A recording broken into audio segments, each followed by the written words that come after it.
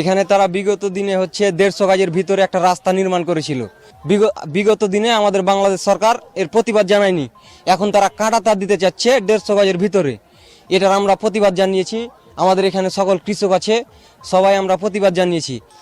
আমরা চাই তারা আন্তর্জাতিক নিয়ম অনুযায়ী কাজটা করুক। তারা তো নিয়ম ভঙ্গ করছে, এটা আমরা হতে দেব না। বাংলাদেশের লোকজন কখনোই হতে দেব না।